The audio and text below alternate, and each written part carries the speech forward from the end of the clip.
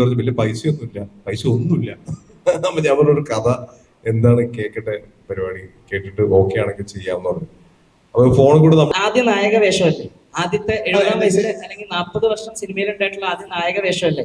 അപ്പൊ അതേ പറ്റിയിട്ട് അതിന്റെ ഒരു അനുഭവം നാട്ടിലെടുത്ത്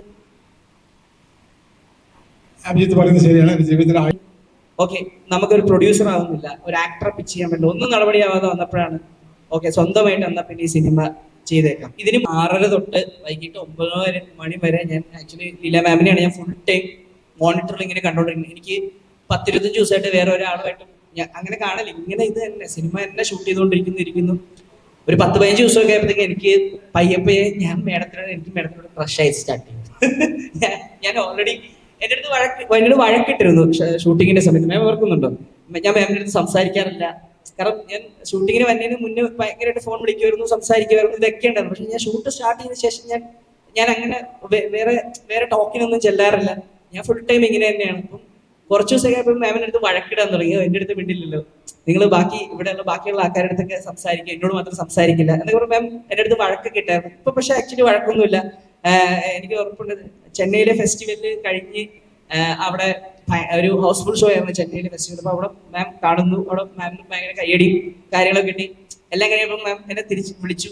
ഫസ്റ്റ് കോൾ മാമിന്റെ ആണ്. എന്റെ ലൈഫിൽ എനിക്ക് മറക്കാൻ പറ്റാത്തൊരു കോളാണത്. കാരണം എനിക്ക് തോന്നുന്നു ആ സിനിമ കണ്ട് ഇത്രയും ഹാപ്പി ആയിട്ട് എന്നെ ഫസ്റ്റ് വിളിച്ചിട്ടുള്ളത് മാം തന്നെയാണ്. ആൻഡ് ഈ ക്രഷിന്റെ കാര്യം ഞാൻ ഓൾറെഡി മാമിന്റെ അടുത്ത് ഡിസ്കസ് ചെയ്തിട്ടുള്ളതാണ്. ഞങ്ങളിത് ഭയങ്കരമായിട്ട് ചിരിച്ചു. അപ്പം ഞങ്ങൾ ഇടയ്ക്കിടയ്ക്ക് ഇങ്ങനെ മാമിന്റെ അടുത്ത് പറയും, മാം ഷൂട്ട് ചെയ്തുകൊണ്ടിരിക്കുന്ന സമയത്ത് എനിക്ക് സീരിയസ്ലി തോന്നിക്കൊണ്ടിരുന്നത് ഇതൊരു ചെറുപ്പക്കാരുടെ സിനിമയായിരുന്നു എന്നുണ്ടെങ്കിൽ, അല്ലെങ്കിൽ ഒരു 20-22 വയസ്സ് അല്ലെങ്കിൽ 25 വയസ്സിൽ ലീല സാംസൺ എന്ന് പറയുന്ന ഒരാള്, ആ ആളുടെ ഏജിൽ എനിക്ക് ആ ആളെ ഒന്ന് പരിചയപ്പെടും, മീൻസ് ആ കൂടെ ചുമ്മാ ഒന്ന് ഡേറ്റ് ചെയ്യണമെന്നൊക്കെ ഞാൻ പറഞ്ഞിട്ടുണ്ട് ഓൾറെഡി മാമിന്റെ അടുത്ത്. അപ്പൊ എനിക്ക് ഇപ്പൊ മാം 73 ഇയേഴ്സ് മാം ഏജ് ഉണ്ട്. പക്ഷെ ലീല മാമിന്റെ ഒരു ക്യാരക്ടറും മാമിന്റെ സംസാരം അതിന്റെ റാപ്പോ എന്നൊക്കെ പറയുന്നത് സത്യം പറഞ്ഞാൽ 10-25 വയസ്സുള്ള ഒരു ഇതാണ്. അതുപോലെ തന്നെ ജയരാജൻ ചേട്ടന്റെ ലീല മാമിനെ വെച്ചിട്ട് ഈ സിനിമ ഷൂട്ട് ചെയ്തുകൊണ്ടിരിക്കുമ്പം ഇവരുടെ പ്രണയം ഇങ്ങനെ അല്ലെങ്കിൽ ഇവരുടെ കോൺവെർസേഷൻസ് ഇവർ തമ്മിൽ സംസാരിക്കണം കണ്ടുകൊണ്ടിരിക്കുമ്പോൾ ഞാൻ തന്നെ കൊതിച്ചിട്ടുണ്ട്. ഞാൻ കല്യാണം കഴിച്ചിട്ടില്ല, എനിക്ക് തന്നെ ഒരു കല്യാണം കഴിക്കണം. ലീല മാമും കല്യാണം കഴിച്ചിട്ടില്ല. അപ്പൊ ഇതിനകത്തൊരു ഭയങ്കര ഒരു വലിയൊരു സംഭവം ഉണ്ട് ആക്ച്വലി ഇതിനകത്ത്. മാം ഇതുവരെ കല്യാണം കഴിച്ചിട്ടില്ല. മാം ഇപ്പൊ 73 വയസ്സായി. ഈവൻ ഈ ഇതിന്റെ ഫസ്റ്റ് ലുക്ക് പോസ്റ്റർ പുറത്തിറങ്ങുമ്പോ ചില ആളുകൾ പോലും വിചാരിച്ചിട്ടുണ്ടാവും ലീല മാം ഈ ഏജ് കല്യാണം കഴിച്ചോ. ഇത് പോസ്റ്ററാണെന്ന് ചില ആളുകൾക്ക് മനസ്സിലാവാതെ വന്നിട്ടുണ്ട്. പിന്നെ ഇത് മാമിന്റെ ലൈഫിലാണെങ്കിൽ പോലും ഇങ്ങനെ ഒരു വേഷമിട്ട് ഒരു മാലയിട്ട് ചിലപ്പോൾ ഇനി ജീവിതത്തിൽ ഒരിക്കലും ലീല മാമിന് നിൽക്കാൻ പോലും ഇനി അല്ലേ അല്ലെ അങ്ങനെ എനിക്ക് തോന്നുന്നു ഈ ഒരു ഫോട്ടോയ്ക്ക് വേണ്ടിയിട്ടാണോ മാം ആക്ച്വലി സിനിമ കമ്മിറ്റ് ചെയ്തതെന്ന് വരെ പിൽക്കാലത്ത് ഞാൻ ചിന്തിച്ചിട്ടുണ്ട്. അങ്ങനെയൊക്കെ എനിക്ക് തോന്നിയിട്ടുണ്ട്. ഇതിനകത്ത് ഇങ്ങനത്തെ ഇത്രയും ആൾക്കാർ കൂടി നിൽക്കുന്നത് ഞാൻ ആദ്യമായിട്ടാണ് കാണുന്നത് പോലും. അങ്ങനെ ഒരു സംഭവം ഞാൻ കണ്ടിട്ട് പോലില്ല എൻ്റെ ലൈഫിൽ ഇതുവരെ. ഇപ്പം മേഡം എൻ്റെ അടുത്ത് സംസാരിക്കുകയാണ്, ഒരു ഭയങ്കര ഒരുപാട് ക്രൗഡാണല്ലോ ഇവിടെ, ഇതെങ്ങനെ സംഭവിച്ചു, ഇതെങ്ങനെ സാധിച്ചു. താങ്ക് യു പ്രതീക്ഷ. ഇത്രയും പ്രതീക്ഷയുടെ സുഹൃത്തുക്കളാണ് എല്ലാവരും എന്ന് എനിക്ക് വിശ്വാസമുണ്ട്. നാളെ ഞങ്ങളുടെ ഈ സിനിമ റിലീസാവും. ജനനം 1947 പ്രണയം തുടരുന്നു. ഒരു വലിയ കൂട്ടായ്മയുടെ സിനിമയാണ്. ഒരുപാട് കൂട്ടുകാർ ഒരുമിച്ച് ചേർന്ന് നിന്നിട്ട് നമ്മൾ ചെയ്തതാണ്. ഈ സിനിമയിൽ അഭിനയിച്ച എല്ലാവരും തന്നെ നമ്മളോട് ഈ സിനിമയുടെ കഥയും അതിന്റെ കാര്യങ്ങളെല്ലാം ഇഷ്ടപ്പെട്ട് വന്ന് ചെയ്തവരാണ്. ആരും ഈ സിനിമ ഒരു വലിയ ബെനിഫിറ്റ് നോക്കി ചെയ്തവരല്ല. ആ സിനിമ എന്തോ ഞാൻ കഥ ദീപകിന്റെ അടുത്താണെന്നും മേഡത്തിന്റെ അടുത്താണെങ്കിലും ജയരാജന്റെ അടുത്താണെങ്കിലും നന്ദനാണെങ്കിലും എല്ലായിടത്തും കഥ ഡിസ്കസ് ചെയ്തു. ആ കഥ അവർക്ക് എല്ലാവർക്കും ഇഷ്ടമായി. അങ്ങനെയാണ് ആ സിനിമയിലേക്ക് വരുന്നത്.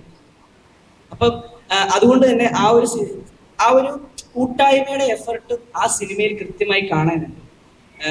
പിന്നെ ഇവിടെ പറഞ്ഞ പോലെ തന്നെ ഇതൊരു അവാർഡ് സിനിമയൊന്നും അല്ല. ഇത് കൃത്യമായിട്ടൊരു ഫാമിലിക്ക് എന്റർടൈൻഡ് ആവുന്ന, കൃത്യമായ ഫാമിലിക്ക് എല്ലാം തന്നെ കമ്മ്യൂണിക്കേറ്റഡ് ആവുന്ന ഒരു സിനിമയാണ് പ്രണയം തുടരുന്നു എന്ന ചിത്രം.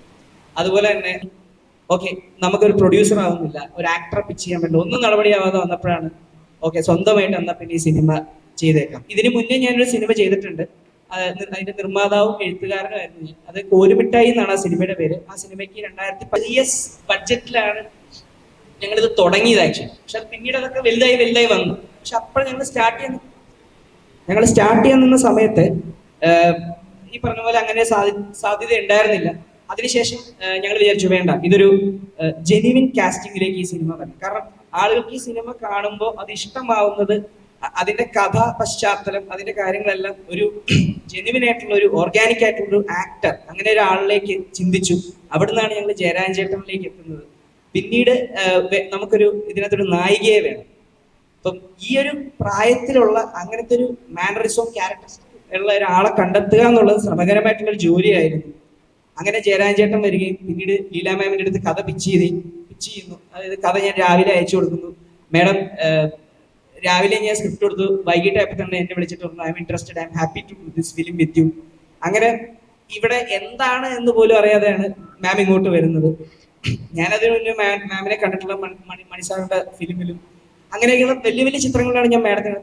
ഞങ്ങൾക്ക് തന്നെ സംശയമായിരുന്നു ലീല മാം ഈ സിനിമയിലേക്ക് വരുമോ, ഞങ്ങൾക്ക് മാഡത്തിനെ അട്രാക്ട് ചെയ്ത് കൊണ്ടുവരാൻ പറ്റുമോ. കാരണം അങ്ങനെ അട്രാക്ട് ചെയ്യാൻ മാത്രമുള്ള ഒരു സന്നാഹമൊന്നും ഒരു ബാക്കപ്പോ ഒരു പശ്ചാത്തലമോ ഒന്നും ഞങ്ങളുടെ ആർക്കും ഉണ്ടായിരുന്നില്ല. പക്ഷെ ആ കഥയാണ് ഇന്ന് ഞങ്ങളെല്ലാവരും ഇന്ന് ഇവിടെ ഒരുമിച്ചിരിക്കുന്നതിന്റെ ഏറ്റവും വലിയ അടിസ്ഥാനം എന്ന് പറയുന്നത്. അപ്പം നാളെ സിനിമ ഞങ്ങൾ റിലീസിന് പോവുകയാണ്. വളരെ കുറച്ച് സ്റ്റേഷൻസേ എടുത്തിട്ടുള്ളൂ. പക്ഷെ എനിക്ക് വിശ്വാസമുണ്ട് ഈ സിനിമയ്ക്ക് നല്ലൊരു അഭിപ്രായം. കാരണം ഓൾറെഡി നമ്മൾ ഏകദേശം ഒരു വർഷത്തോളം ഓൾ ഓവർ ദ വേൾഡ് ഒരുപാട് ഫെസ്റ്റിവലുകളിൽ സിനിമ നമ്മൾ കൊണ്ടുപോയി ചർച്ച ചെയ്തു. അവിടെ നിന്നൊക്കെ ഭയങ്കര ഹാപ്പിനെസ് ആണ്. ഇപ്പൊ ഈ റീസെന്റ് ഞങ്ങൾ ഇരിങ്ങാലക്കുടയിലൊക്കെ ഫെസ്റ്റിവലിൽ പോകുന്നു. അവിടെ ഞാൻ ചെല്ലുന്ന സിനിമ കഴിയുന്ന സമയത്താണ്. അവിടുന്ന് ഞങ്ങൾ സിനിമ കണ്ടു കഴിഞ്ഞിട്ട് പുറത്തോട്ടിറങ്ങുന്ന സമയത്ത് ഒരുപാട് ആൾക്കാർ എൻ്റെ അടുത്ത് വന്ന് ഭയങ്കര ഹാപ്പി ആയിട്ട് ചിരിച്ച് സംസാരിക്കുന്നു. അവർക്ക് എന്നെ ഒരുപാട് നാളായിട്ട് പരിചയമുള്ള പോലെ അവർ സംസാരിക്കുന്നു. എനിക്ക് വിശ്വാസമുണ്ട് അത് എന്നോടുള്ള പരിചയമല്ല, ആ സിനിമ അവരെ അത്രയും ഇൻഫ്ലുവൻസ് ചെയ്തു, അല്ലെങ്കിൽ ആ സിനിമ അവരെ അത്രയും ഇഷ്ടപ്പെടുത്തി, ആ സിനിമയോടുള്ള ഇഷ്ടമാണ് അവർ എന്നോട് കാണിക്കുന്നതെന്ന് എനിക്ക് അപ്പൊ തന്നെ തോന്നുന്നത്. ഇത് സിനിമയിലേക്ക് എങ്ങനെ വന്നു, ഈ സിനിമ അഭിനയിച്ചതിന്റെ ആദ്യ നായക വേഷമല്ലേ, ആദ്യത്തെ 70 വയസ്സിൽ അല്ലെങ്കിൽ 40 വർഷം സിനിമയിൽ ഉണ്ടായിട്ടുള്ള ആദ്യ നായക വേഷമല്ലേ. അപ്പൊ അതേ പറ്റിയിട്ട് അതിന്റെ ഒരു അനുഭവം നാട്ടിലെടുത്ത്. അഭിജിത്ത് പറയുന്നത് ശരിയാണ്. എൻ്റെ ജീവിതത്തിലെ ആദ്യത്തെ സിനിമയിലെ നായിക വേഷമാണ്.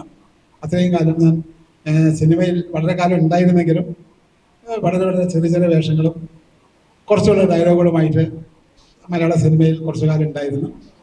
എൻ്റെ പ്രധാന അഭിനയ വേദി നാടകവേദിയാണ്. ആദ്യമായിട്ടാണ് നായിക വേഷം ചെയ്യുന്നത്. അത് എത്തിപ്പെടുന്നത് ഹെലൻ എന്ന് പറയുന്ന ഒരു പടത്തിൽ നിന്നാണ്. എന്നെ അഭിജിത്ത് കണ്ടെത്തുകയും എന്നോട് കാര്യങ്ങൾ പറയുകയും, വളരെ ചെറിയ സബ്ജക്റ്റാണ്, വളരെ ചെറിയൊരു സാമ്പത്തിക കൊണ്ട് നടത്തുന്ന ഒരു സിനിമയാണ്, പിന്നെ സഹകരിക്കണം, സ്ക്രിപ്റ്റുകൾ കൂടെ പറഞ്ഞു തന്നു. അങ്ങനെ നമ്മുടെ ക്യാമറമാൻ സന്തോഷ് ഭായി നമ്മുടെ കോഴിക്കോട് വരികയും അതിൽ കൂടുതൽ കാര്യങ്ങൾ വിശദമായി പറയുകയും, അങ്ങനെയാണ് എൻ്റെ ദിവസം എത്തുന്നു എന്ന് പറയുന്നു. ലൊക്കേഷനിലെത്തുന്നു. പരിമിതമായ വളരെ വളരെ പരിമിതമായ രീതിയിൽ തന്നെയായിരുന്നു. അന്നാണെങ്കിൽ കോവിഡിൻ്റെ ഒക്കെ ഏതാണ്ടൊരു കാലഘട്ടം.